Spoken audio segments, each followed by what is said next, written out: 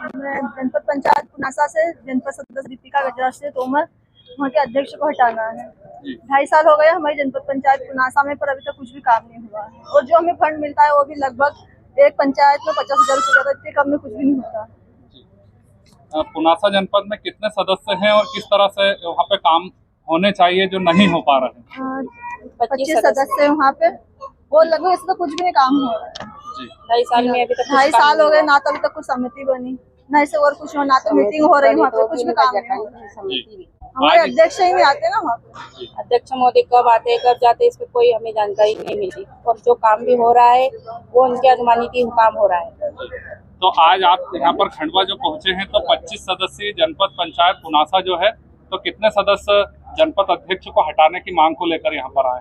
लगभग 21 है, बाकी हम यहाँ पे 19 अभी मौजूद। जी, तो अविश्वास प्रस्ताव जैसे भी कुछ निवेदन किया गया है जी, कलेक्टर महोदय को दिया गया है। तो अधिकारियों से जो चर्चा हुई है तो किस तरह का आश्वासन मिला? उन्हें बोला है कि हम हटाएंगे। क्या नाम है भाई साहब आपका?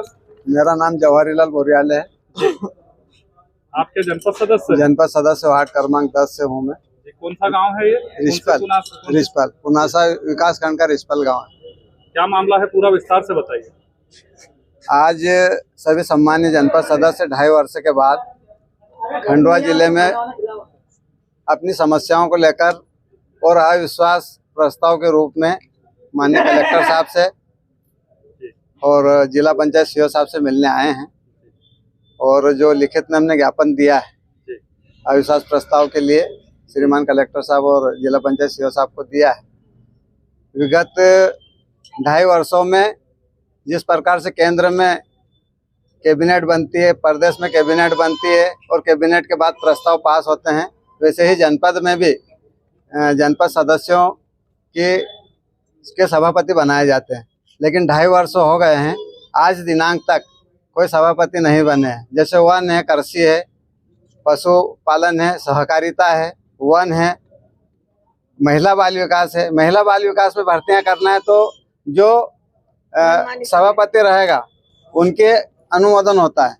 वन है, वर्ष में 2 बार 1 बार पौधा वृक्षारोपण होता है, उसमें उनकी अनुशंसा लगती है।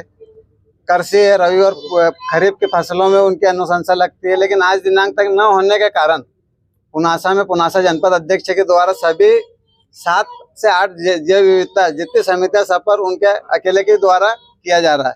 वैसे ही केंद्र में और प्रदेश में बजट प्रस्ताव पास होता है, जनपद और जिले में भी बजट प्रस्ताव पास होता है। लेकिन सदस्य जो रहते हैं, एक साधारण सभा की बैठक होती है, एक सामान्य प्रशासन की, और सामान्य प्रशासन में जो सभापति रहते हैं सामान्य प्रशासन के समिति के सदस्य रहते हैं, और इनके माध्यम से वर्ष में बजट प्रस्ताव पास होता है। लेकिन आज दिनांक तक सभापति नहीं बने तो बजट प्रस्ताव पास करने का कोई सवाल ही नहीं उठता। और सवाल न उठने के कारण बजट प्रस्ताव अकेले एक सेल से ही हो जाता है। तो इस प्रकार का भी हमारे जनपद में ऐसा व्यवहार चल रहा है। दूसरा, परफॉर्मेंस ग्रांट और 15 वित्त की राशि हर वर्ष जनपद सदस्य को अपने क्षेत्र के विकास के लिए दी जाती है।